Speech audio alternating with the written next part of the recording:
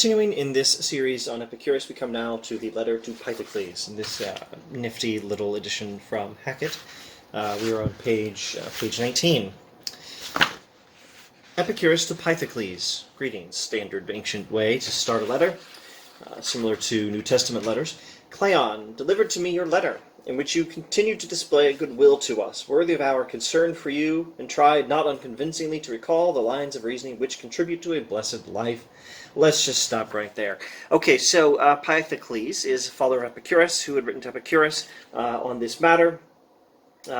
He's trying to recall the lines of reasoning which contribute to a blessed life. The whole point of Epicureanism is to employ reasoning that contributes to a blessed life.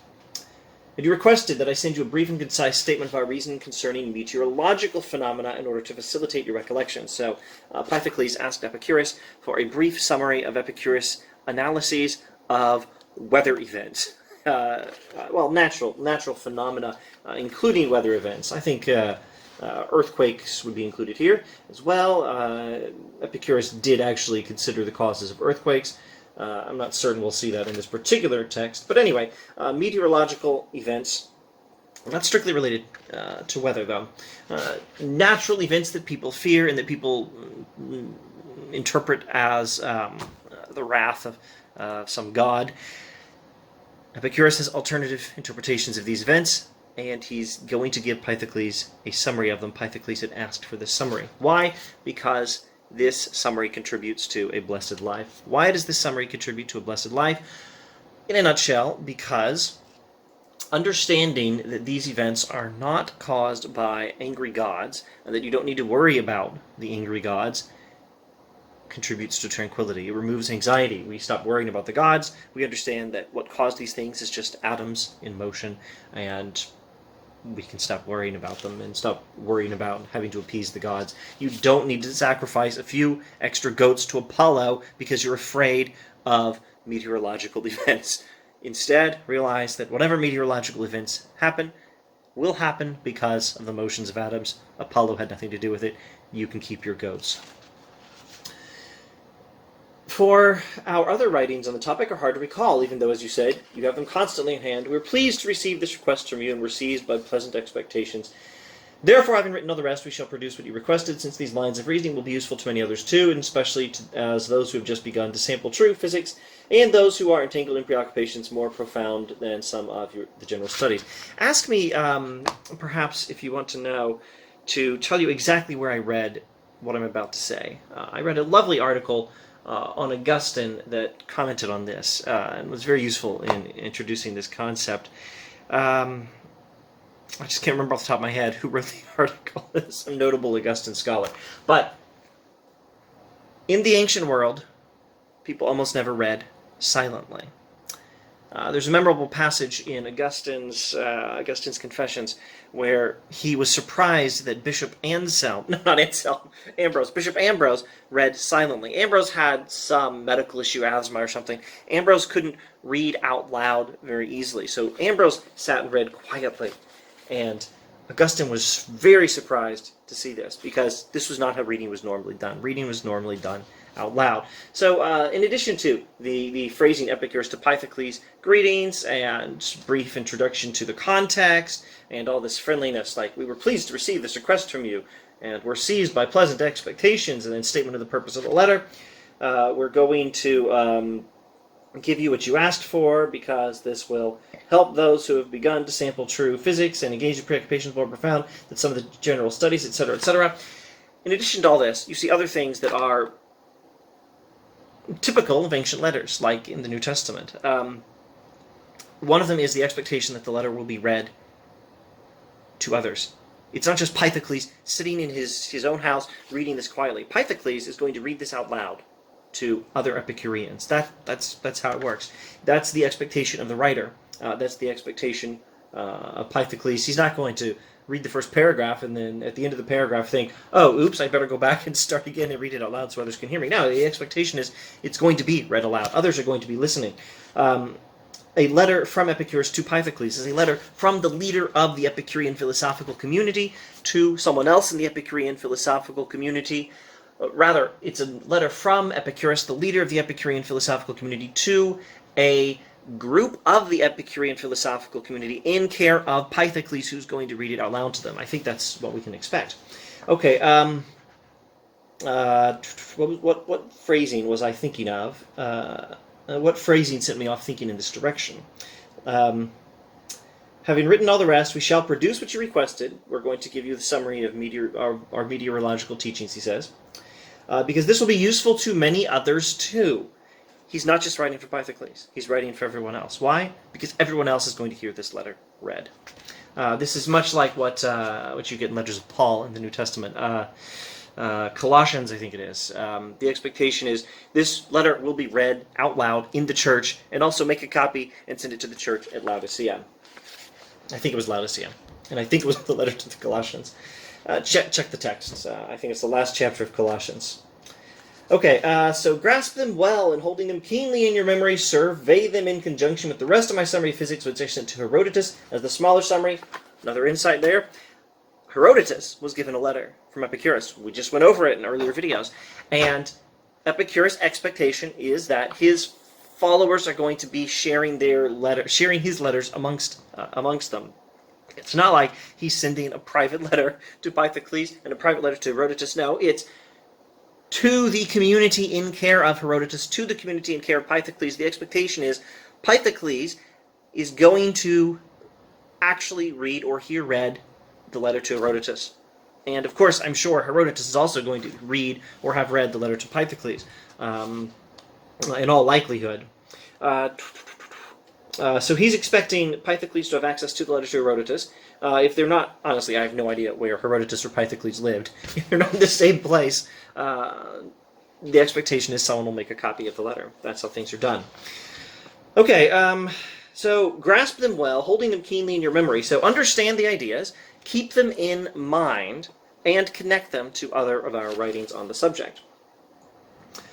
First of all, now he's getting into the content of the letter. All that was the introduction. First of all, do not believe that there is any other goal to be achieved by the knowledge of meteorological phenomena, whether they are discussed in conjunction with physics in general or on their own, than freedom from disturbance and a secure conviction, just as with the rest of physics, or we might want to say metaphysics, the study of nature, the study of the world, the study of reality, the study of what is. In a philosopher like Epicurus, the modern English word physics and the modern English word metaphysics correspond very nicely. Okay, the only goal of a materialistic summary of meteorological phenomena is tranquility. This is metaphysics. It's the study of reality. It's a materialistic explanation of meteorological phenomena, but the point is tranquility. The point is happiness. The point is to be free from anxiety. Freedom from disturbance. So, let's see. I guess we'll just keep going for a bit. Our aim is neither to achieve the impossible, even by force, nor to maintain a theory which is in all respects similar either to our discussions on the ways of life or to our clarifications of other questions in physics, such as the thesis that the totality consists of bodies and intangible nature, and that the elements are atomic, and all such things as are consistent with the phenomena in only one way. This is not the case with meteorological phenomena, but rather these phenomena admit of several different explanations for their coming to be and several different accounts of their existence which are consistent with our sense perceptions. Okay, so what commentary should I make on this passage? Epicurus thinks it's important that we have available explanations of meteorological phenomena that are consistent with our sense perceptions and that are consistent with the major points of his theories in metaphysics. All is made of atoms and void. And there's only atoms and the void itself. I believe the intangible nature, the totality consists of bodies and intangible nature. Here he's referencing in an extremely brief summary his letter to Herodotus and the metaphysical doctrines therein. I believe the bodies are atoms and things made of them, and intangible nature, that's the void. All is atoms and a void. The elements are atomic, and all such things as are consistent with phenomena in only one way, etc., etc. But with meteorological phenomena, we have available several different explanations, and that's fine. Maybe it's even good. It's actually good. It is good. It is good to have several explanations available that are all consistent with the main points of the theory in metaphysics, and are consistent with our sensory perceptions of the phenomena. This will help to ensure tranquility, because it helps to guarantee that we don't need to worry about these gods causing these things. It helps to guarantee that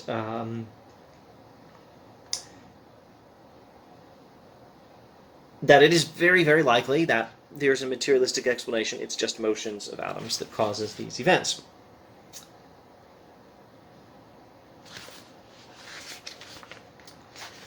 Let's well, let me just pause the recording long enough to think through what we should do next. Let's keep reading. It's too good. For we should not do physics by following groundless postulates and stipulations, but in the manner called for by the phenomena, follow the empirical evidence, he says. For our life does not now need irrationality and groundless opinion, but rather for us to live without tumult. We don't need irrationality. We don't need groundless opinion. We need a tranquility in life. And everything happens smoothly, and providing everything is clarified by the method of several different explanations. The method of several different explanations is key in the letter to Pythocles. Consistently with the phenomena, also key. It's got to be consistent with the way things appear. When one accepts appropriately what is plausibly said about them, but when one accepts one theory and rejects another which is equally consistent with the phenomenon in question, it is clear that one is thereby blundered out of any sort of proper physics and fallen into mythology. So don't reject any theory that's consistent with the appearances, consistent with the empirical evidence, and consistent with the necessary metaphysics. It's got to be grounded in... A good explanation has got to be grounded in the appearances, the phenomena, our sensory experiences, and it's got to be grounded in the right metaphysical theory. All is atoms in a void. Everything that happens is caused by atoms in motion.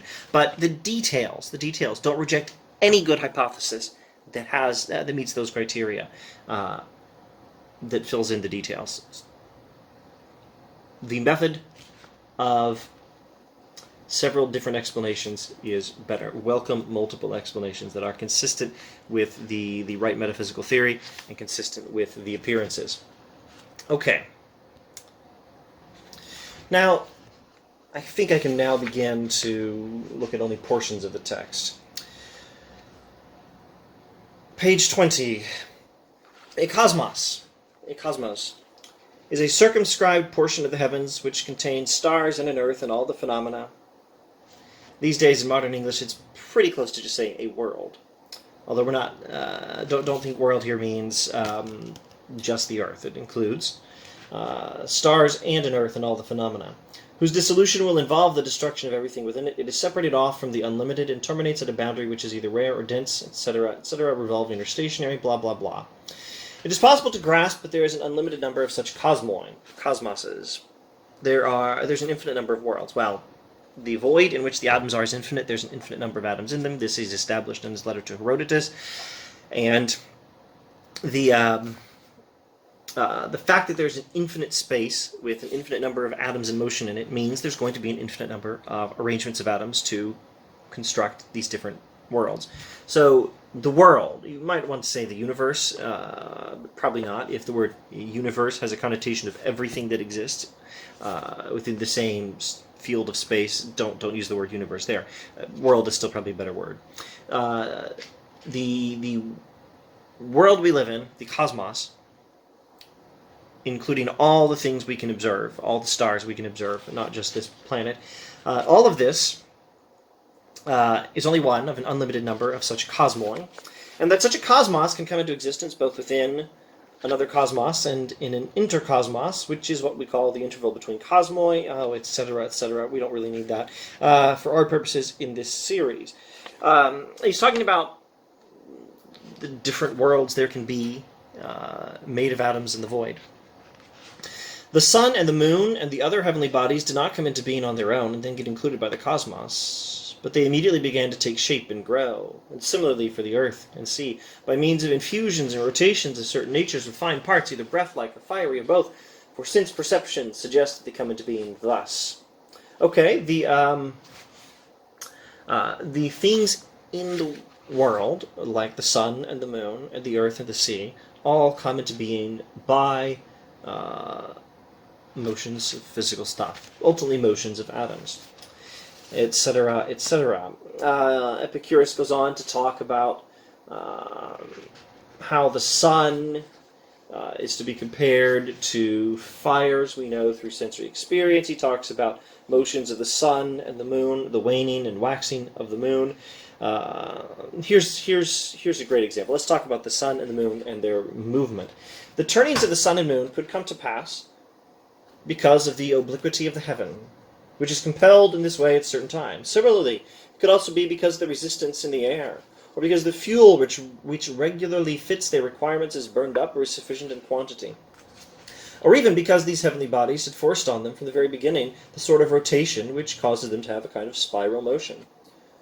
For all such possibilities and those like them are in no way inconsistent with any of the clear facts, providing one always in such detailed inquiries keeps a firm hold on what is possible, and can refer each of them to what is consistent with the phenomena, not fearing the slavish technicalities of the astronomers. Don't be afraid of the miserable details of astronomers who go into a lot of detail on these things. Instead, just think about what's consistent with the appearances and what is possible given our understanding of the metaphysics described in the letter to Herodotus, atoms in a void. Why would the sun and the moon be in the motion they're in? One possible materialistic reason, or another one. He gives three, and then he says, all such possibilities, and those like them, are in no way inconsistent with any of the clear facts. This is the method of several different explanations, and I think he's suggesting there may be several others. The waning of the moon and its subsequent waxing could come to pass by means of the turning of this body, which we've just given possible materialistic explanations for, and just as well by means of the changing shapes of the air, and again also because of the interposition of other bodies, and in all the ways which the phenomena in our experience suggests for the explanation of this kind of thing. Again, three explanations for the waning and waxing of the moon. As long as one is not so enamored of the method of unique explanations, avoid any method that insists we must have only one explanation. Multiple explanations are good in interpreting these events, as long as they're consistent with the fundamental principles of metaphysics, and as long as they're consistent with the phenomena, the appearances. As long as one is not so enamored of the method of unique explanations as to groundlessly reject the others because of a failure to understand what is possible for man to understand and what is not. For this reason, desiring to understand what cannot be understood, there are limits to what we can know. Don't assume you know more than you do, but do assume you know the metaphysics, atoms in a void.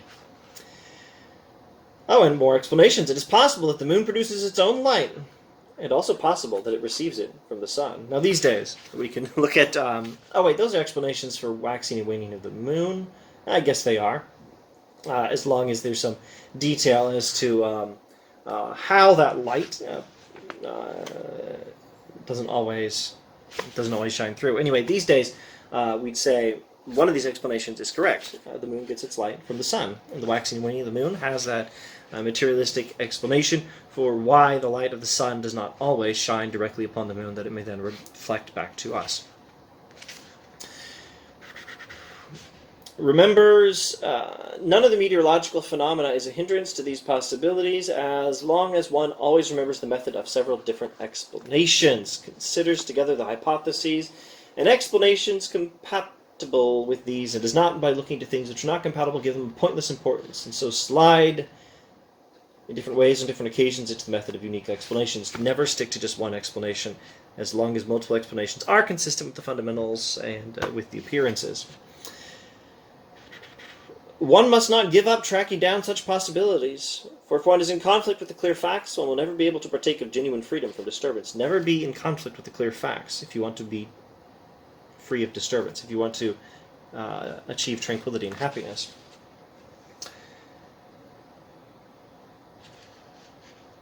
And one should in this way consider the methods of explanation which are consistent with each other, and that it is not impossible that some of them may occur together, some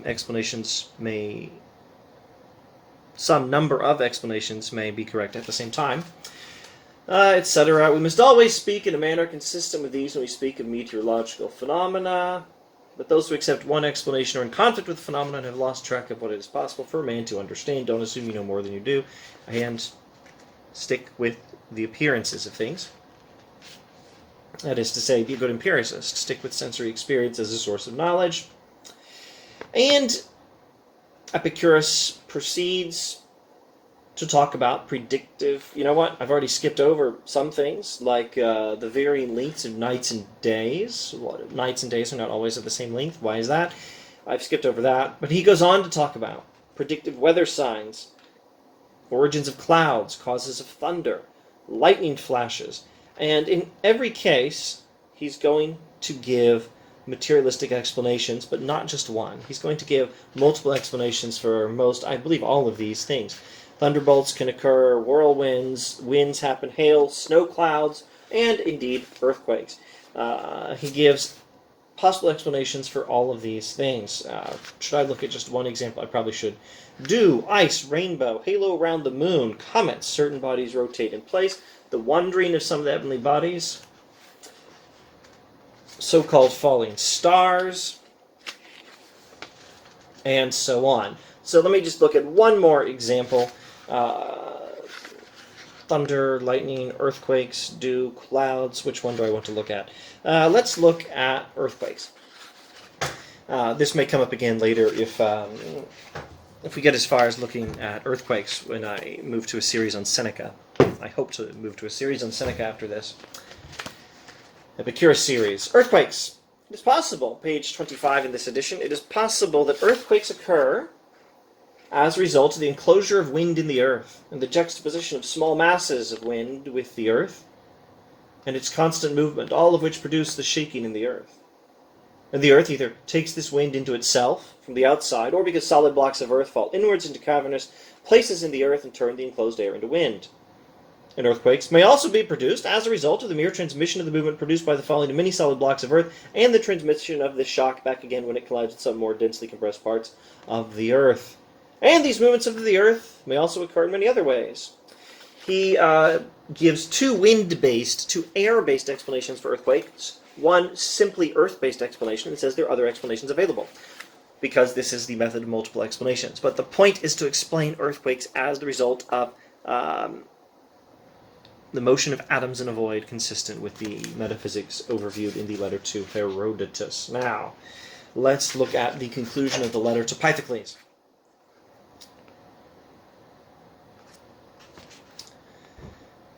The predictive weather signs which occur in certain animals occur by a coincidental conjunction of events, for the animals do not bring any necessity to bear on the production of winter, nor does any divine nature sit around waiting for these animals to come out of hibernation, and only then fulfills these signs. For such foolishness would not afflict any ordinary animal, even if it were a little more sophisticated, let alone one who possessed complete happiness. You can't predict, well, insofar as you can predict weather by the behavior of animals, it's not because of animals causing anything. It's because of a coincidental conjunction of events. Now, commit all this to memory, Pythocles. Oh, and the gods. The gods are not making weather events happen by watching the animals. That's ridiculous. Commit all of this to memory, Pythocles. For you will leave myth far behind you. You'll be able to see the causes of phenomena similar to these. Most important, devote yourself to the contemplation of the basic principles, i.e. atoms and the unlimited, that is the void, and things related to them, and again, the contemplation of the criteria and the feelings and the goal, for sake of which we reason these things out. For if these things above all are contemplated together, they will make it easy for you to see the explanations of the detailed phenomena. For those who have not accepted these with complete contentment could not do a good job of contemplating these things themselves, nor could they acquire the goal for the sake of which these things should be contemplated. The goal for the sake of which these things should be contemplated is tranquility. All this talk of metaphysics is to understand happiness. And that is the right sort of transition to the letter to Mennoecius, which is the next one in the text. Well, in this edition. Okay, so what happens in the last paragraph?